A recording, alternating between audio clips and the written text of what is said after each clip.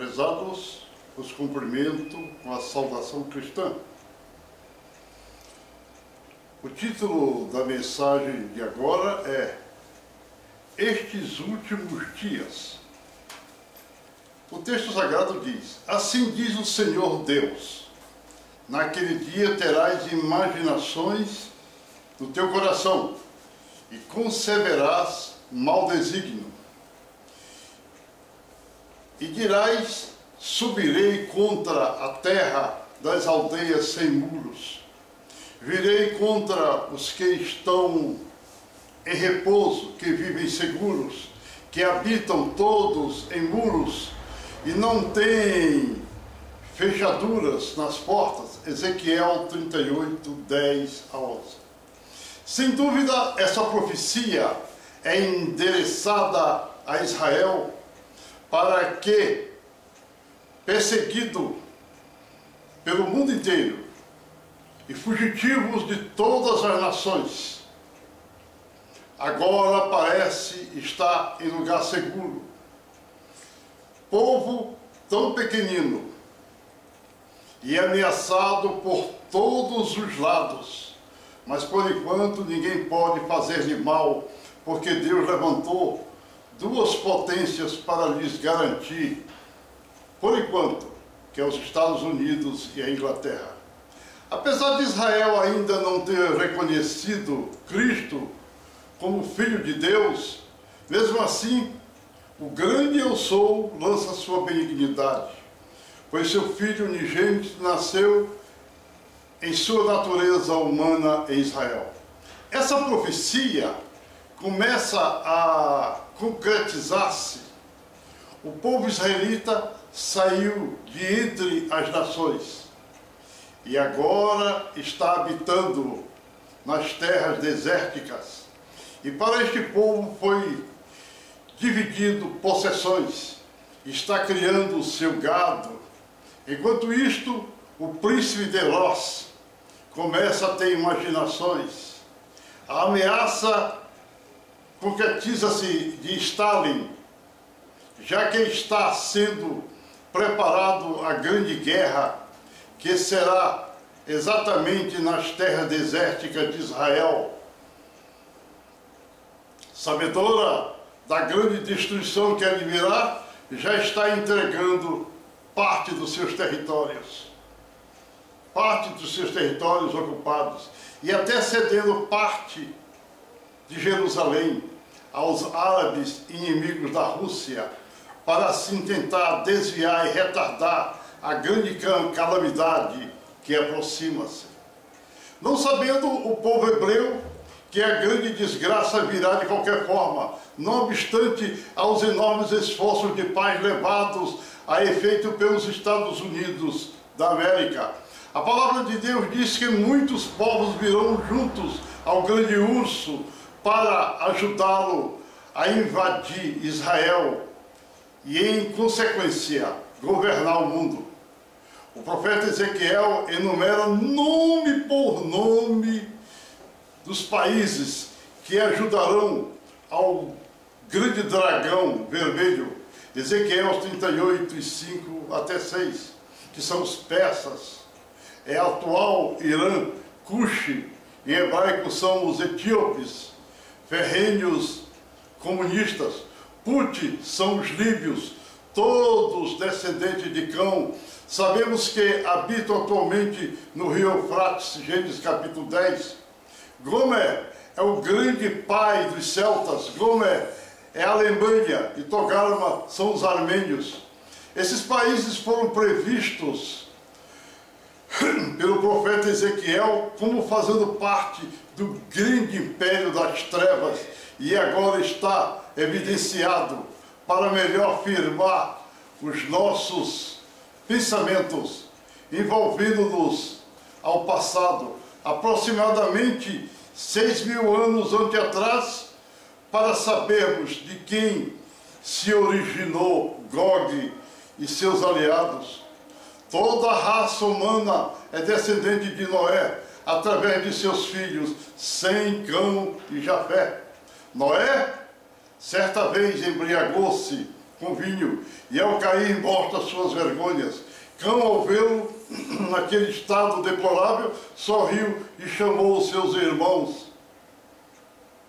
E esses, antes, Sem e Jafé, encobriram-se com capa, sem olhar o pai, cobriram as vergonhas do pai. Noé, quando despertou da embriaguez, sabendo do caso, encolerizou-se e amaldiçoou o cão, dizendo que este seria servo dos seus servos. Cão foi então habitar na África. É por isso que cremos que os homens de cor negra, são originados da maldição de Noé. Não desejo afirmar que a maldição de Noé perdure aos meus irmãos negros até agora, já que eles se entregando a Jesus, toda maldição lhes é tirada. Gálatas 3:13. Os principais descendentes de Cão são Cuxi, que é a Etiópia, Messalim, que é a parte do Congo belga, Puti são os líbios, Canaã é a maior parte da África, Jafé originou a Gomer, os germânicos, os russos, Madai são os casacos, Tubai é a Sibéria, também chamado de Tiberine, Bezeque é Moscou, Tiras são os italianos e Togarma são os armênios. Sem originou os judeus, portugueses e sul-americanos, não os descendentes de índios. Não desejamos estudar as raças humanas agora, talvez a façamos futuramente. Nosso desejo aqui é mostrar como se encaminhará o nosso mundo até o dia de juízo. A Igreja de Cristo verá alguns dos acontecimentos que relatamos, o que podemos situar como o princípio das dores. A Igreja de Cristo verá grandes tempestades, verá fome, pestes, terremotos e o surgimento da besta que já começou até o casamento dela com o dragão vermelho que é a Rússia. Verá ainda os preparatórios, os acontecimentos finais, e logo então Jesus arrebatará a sua igreja para os céus. Estamos exatamente no momento do aliciamento. A segunda besta fará propaganda da primeira besta.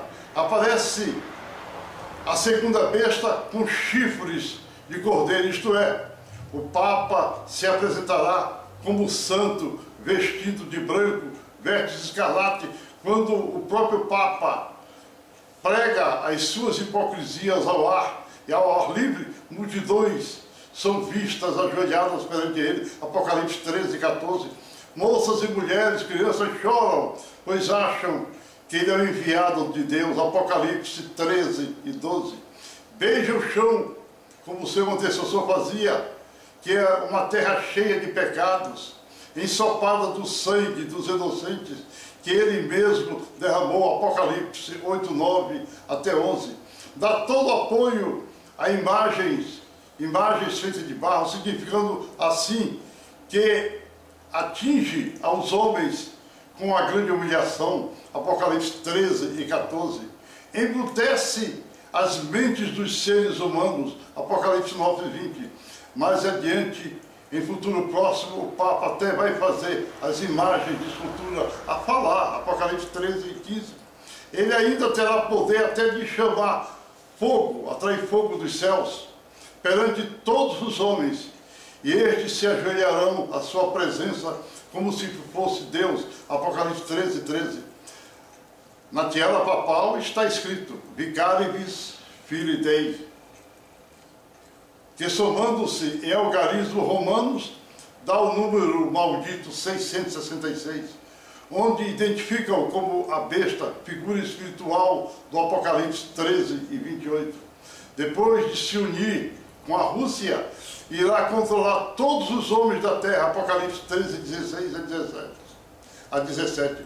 A Rússia está agora olhando para a Igreja de Cristo. Apocalipse 12:4. Porque sabe que representa o grande perigo para o seu plano pois tem a última reserva de fé na terra, e a fé é a arma eficaz para destruir o dragão e a besta. É verdade que o comunismo, que está agora com novas roupagens, e a Igreja Católica Romana, eles arrastarão multidões para si. Em toda a terra, Apocalipse 12:4. A Igreja de Cristo agora está sofrendo, está sozinha, Apocalipse 12:6. A Igreja de Roma, com a nação russa e seus aliados, que representam o dragão vermelho, farão coisas terríveis e bombardearão a Igreja de Cristo com seu turbilhão de doutrinas e ensinamentos errados, a fim de confundir-lhe. Apocalipse 12:6.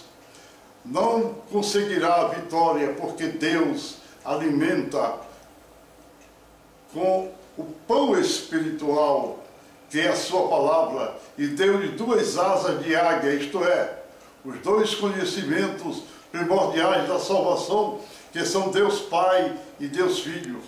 Apesar de estar no deserto, que é o mundo atual, sem nenhum conhecimento da salvação e do Evangelho, isto é, se a terra não abraça a palavra de Deus, que é a água da vida, estará seca, portanto, estará ainda, então, em um verdadeiro deserto a Igreja de Cristo.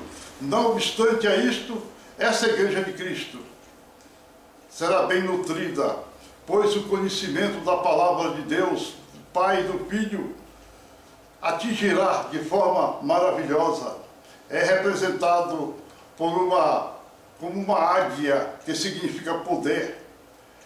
A água que o dragão lhe joga foi engolido pela terra, porque a confusão não poderá alcançar a Igreja de Cristo, pois ela está forte, porque está guiada por Deus. Apocalipse 12:14 até 15.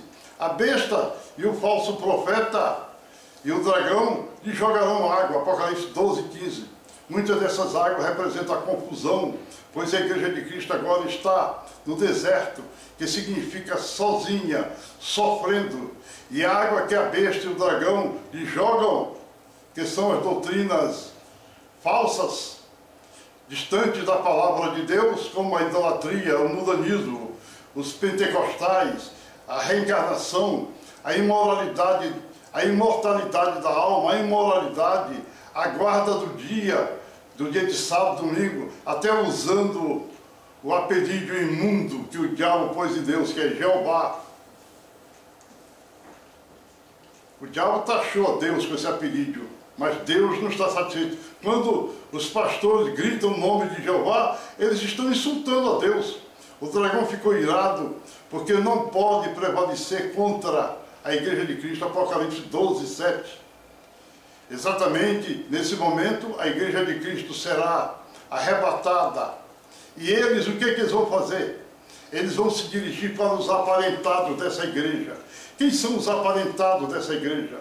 São os hebreus, os israelitas. Então, eles irão na sua direção com grandes exércitos. Então, a Igreja de Cristo lá nos céus não sofrerá isso. E os exércitos entrarão perante os judeus, e eles dirão: pode entrar, vocês podem fazer o que querem, nós estamos aqui à tua disposição. Meu prezado amigo, meu prezado irmão, o dragão não poderá completar o seu intento, porque Deus, ele enviará o seu grande general Miguel e acabará com os exércitos do dragão lá no Armagedon, com chuvas de pedras. Nesse momento, eu levanto minha mão para os céus e digo: Senhor, abençoa esses que estão me ouvindo neste momento. Enche-o da tua graça, do teu poder santo. Se você está doente, toca nesse vídeo. Enfermidade, sai dessa pessoa. Jesus, abençoa, em nome do Pai, do Filho e do Espírito Santo de Deus. Amém.